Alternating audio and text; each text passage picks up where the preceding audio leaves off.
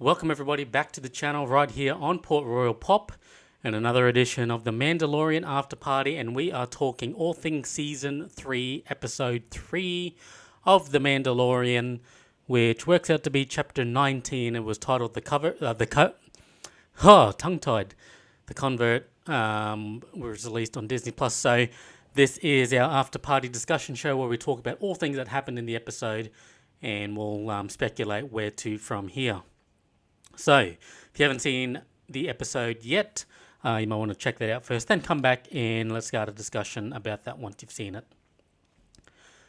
So Mandalorian Season 3, Episode 3 is an episode that I didn't mind. I really liked this episode. It wasn't my favorite episode of The Mandalorian. I can definitely see that it wasn't one of the strongest ones, and it was definitely one that was sort of out of the box for Mandalorian. But I'm going to say that in a positive way, in a positive spin on that, because it's very clear in this episode that they took a lot of inspiration from Andor, which is my favorite of the Disney Plus Star Wars series. And you can see that there's a good chunk of this episode which you could see fitting right into an Andor episode. So that is the thing that I actually really enjoyed about the episode. I really like that aspect of it. But there's just some things as well that sort of bookends the episode, and really I think some of the issues that the Mandalorian is facing right now is it's going through, I would say, an identity crisis. It's going through an identity crisis because we as viewers, I'm not too sure we know what's happening, where the season's going. And I think that the show itself may be struggling just a bit. And there are a few reasons behind that, which we'll get into very shortly. But before I talk about what I think's some of the issues with the show overall, we'll talk about the episode for what it was. So it starts off on Mandalore, and after the follow-up, after Bo-Katan sees the mythosaur, which is something that I'll talk about later on in just a bit as well, the mythosaur, but we get this really cool TIE fighter in atmosphere battle, dogfight, so to speak, starfighter battle, which I thought was amazing, which is really cool. Something that I miss seeing in Star Wars is the battles, like the space battles or it's in the atmosphere battles or starfighter battles. I do miss, and I really enjoyed this one. It was a really cool one. So what they did is they've destroyed Bo-Katan's home, her castle that she's been living in, meaning she can no longer return there. And this is a good thing, we're stuck with Bo-Katan. Like, I think Bo-Katan is probably one of my, aside from Mando himself, I think Bo-Katan is one of my favorite Mandalorians, one of my favorite Mandalorians out of them all. And side note, I am actually considering going down to the Superfest convention here in Australia towards the end of the year. And Bo-Katan has been announced for some of the shows coming up soon, along with Carl Urban. So I don't know if she's actually going to be at the shows that I'm going to in November, that I am aiming at going to in November. But if she is, that's going to be amazing. I will be absolutely looking forward to that. But if not, then all good, because it's going to be good. Anyways, back to the episode. Yeah, they get this wonderful space battle, which is something, like I said, that we've missed for a while, that I've definitely missed seeing, as being witness to these incredible dogfights or whatever. And then the episode sort of cuts there, and it pulls The Last of Us episode 3, in that we get this complete cut to Coruscant. And can I say that Coruscant, I've missed seeing Coruscant in the way that it's presented in The Mandalorian. It looks amazing in The Mandalorian in the episode, and they spend a lot of time on Coruscant. So I really, really enjoyed every moment, every scene that was set on Coruscant, as well as the scenes between the New Republic and things that are happening in that space. So I really enjoyed that. Now, my only complaint really is that they're having this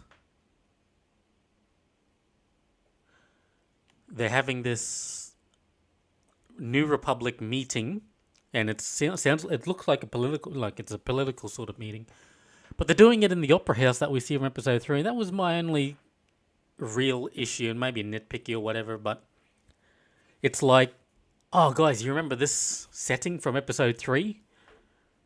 Well, we're going to go back there. We're going to use the same shot from episode 3 to introduce the set. But actually, inside, they're having this political whatever. And that to me is a bit like, well, of all the places, and even the Senate building, why can't this scene take place in the Senate building? Like, why the Opera House? That's right. It's just, and that's what a lot of the issues or the little, I guess, tidbits about The Mandalorian has always been, is these little callbacks to the movies. Oh, look at this, look at that, look at this. So that's all that was. I was a bit taken out when that appeared on the screen, but moved on pretty quickly, which is okay.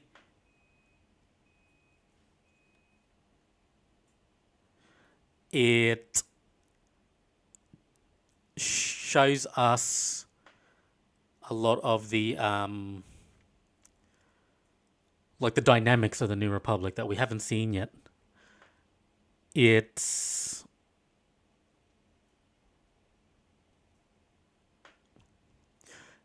like I said, it's reminiscent of scenes out of Andor, and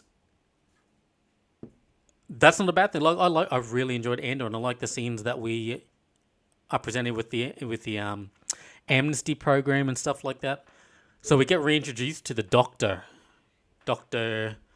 Pershing. We get reintroduced to, who's a cloner, and we have these wonderful scenes that, as part of which is the stark difference between the Republic and the Empire these days, is that the Republic are trying to give these people who were once working for the Empire,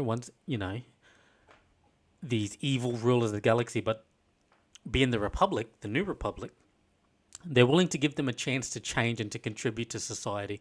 And that's what we see a lot of in this. Like, we get that context that this is what the New Republic's doing, this is what the New Republic does for old Imperial officers or whatever. So we get a lot of that.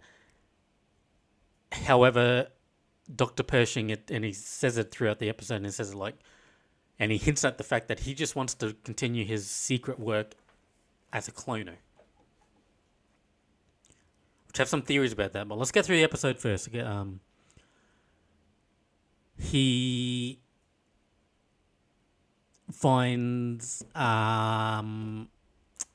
the other girl. I can't remember her name now. Hang on, let me have a quick look. Katie O'Brien's character. What's her name in the show? Anyway, meets her.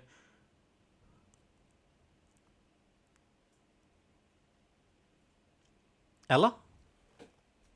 Aliyah? Anyway, meets her in the program, and then she sort of encourages him to, you know what? It's fine. Continue your I'm going to help you continue what you want to do, and that is your cloning. I'm going to help you get this. I'm going to help you get that. Blah, blah, blah, blah, blah. And she, manages to convince him to continue it and then get caught. And then we find out that Kane has betrayed her. And that's where we also get this sort of hint that she's actually working for somebody else, which at this point can only be Moff Gideon. She's worked for somebody else. It can only be Moff Gideon. All right. So throughout the episode, look, there's a few things that we need to talk about. Is that there's a lot going on in this season of Mandalorian, which is, it's got me conflicted because I absolutely love the Mandalorian. I've loved this show since episode 1.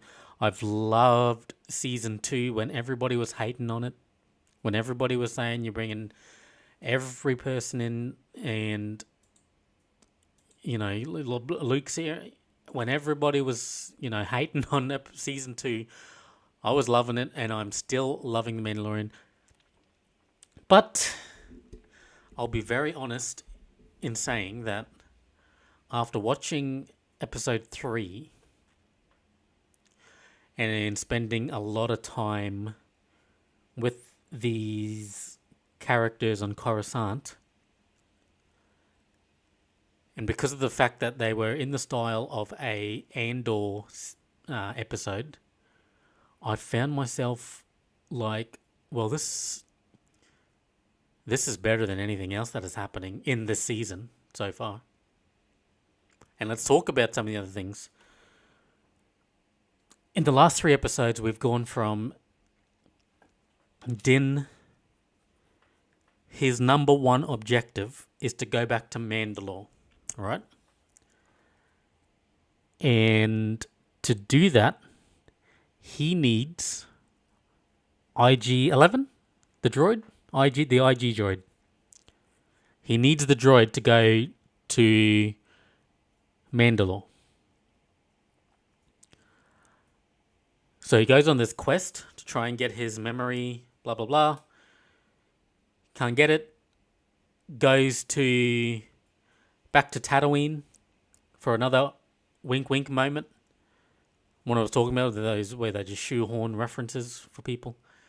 Goes back to Tatooine, and she goes, I can't help you with IG-11, but here's the red R5 from episode 4, A New Hope. What about him? And Mando was just like, yep, I'll take him, let's go. Which goes against what they've set up for Mando in that he doesn't trust droids. He doesn't like droids. IG-11 is the only droid that he's ever trusted, who saved his life, and he's the only droid that he traveled across the galaxy. And that's he's traveling the galaxy to try and get IG-11 prepared, trying to get the parts he needs. So of course he's going to go and see back on Tatooine. So I'll give that a pass. But then the minute that she says, IG-11 is, we can't help you, but I got this droid, Mando was just like, yeah, sure, I'll take it. Which, yeah, it goes against everything that they've set up for Mando, not trusting droids, and all of a sudden this rusty R5 unit is offered, and then without hesitation, Mando says, I'll take him, let's go, whatever. But then we get to Mandalore itself. This whole mysterious planet. The Mandalorians, they don't go back there. Mando goes there, and within 20 seconds of landing, he's going to get on up, stroll into a cave. I'm not going to do any tests or anything, go after this. And then, by the way, going back to the previous point about the droid falls into a cave, or goes into the cave, and Din, without hesitation, gets out of his starcraft and goes and tries to rescue him. This is a man who doesn't trust droids, who didn't want this droid in the first place, who just, took it because it was the only option. And now he's going to risk his life in the cave for?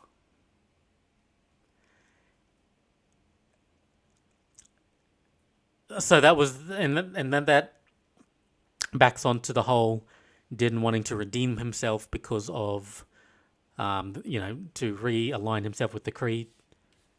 So the whole going back to Mandalore was what we were thinking was going to be It was going to be the main story thread for the season. But then Din goes there and he takes Kree, swears that some things happen and that we talked about last episode. And all of a sudden that storyline's wrapped up. So I think the problem now is that we don't... It's a bit... As a viewer, we're a bit confused as to where we're going with this. And I mean, in all fairness, it's an adventure series that could take us for all these different multiple thread lines. But it doesn't help keep your audience in there when the audience doesn't know what's happening and there's a lot, they're going from here to there to there to there, which I think is something that is presenting itself as a bit of an issue. And I'm pretty sure that also the streaming numbers came through, and episode 3 was the lowest watched Mandalorian episode. And I think that's coming off the back of 2 episodes where a lot was happening very quickly and it didn't really entice us. Well, it did sort of, they both ended on cliffhanger sort of things, but they didn't really want us to come back. Well, I'm trying to find the way to phrase it. It's like they didn't give us the bait to come back as much as they should have. And again, I think that just goes to the fact that we're just jumping from story thread to story thread here. Don't know what's happening. It's a bit all over the shop. We're like Mandalorian. We're going from left, right, and over the galaxy, and that's what's happening with the series overall. Which is unfortunate because, like I said, this is Star Wars. I love this series. So, the other, I guess, criticism of the show is that I wouldn't say they shoehorned, but they inserted this whole new story thread into the middle of this episode, which is bookended by the Mando stuff. And they just plopped it right in the middle of the episode, which, when I look at it overall, I think it's one of the stronger parts of the series, the stronger things they did as a series to give us that context of what's happening in the New Republic, what's happening on Coruscant, all that sort of stuff.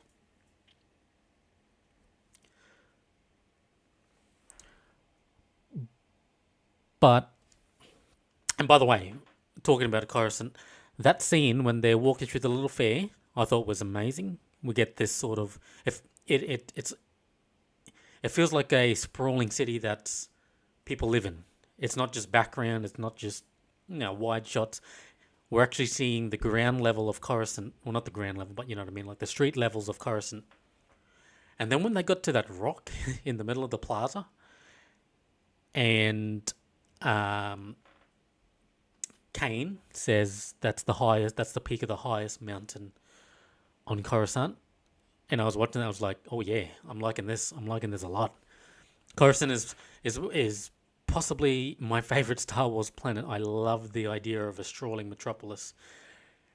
And they expanded the backstory, they expanded the lore of Coruscant more in this episode through those scenes, and that's something I really appreciate. But the criticisms is that we got this whole new story thread dropped into the middle of this episode, out of characters that we had to sort of, had to really, really think about these characters again. Personally, I think maybe what would have worked better, and I don't know how it would have looked overall, but if they had this story element interwoven into what's happening with Mando and the Mandalorians, and they had this thing with the Doctor and with Kane happening that's running simultaneously, I think that would have worked a little bit clearer. But like I said, we have to see where to from here. I guess we'll have to see what happens in the next episode. We'll have to see what happens as this moves on. It's no, it's something that was just dropped in there, and then it cuts back to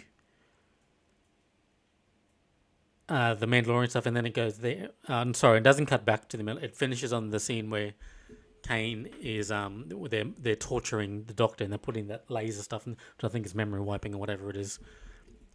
It ends on that. So yeah, like I said, it's like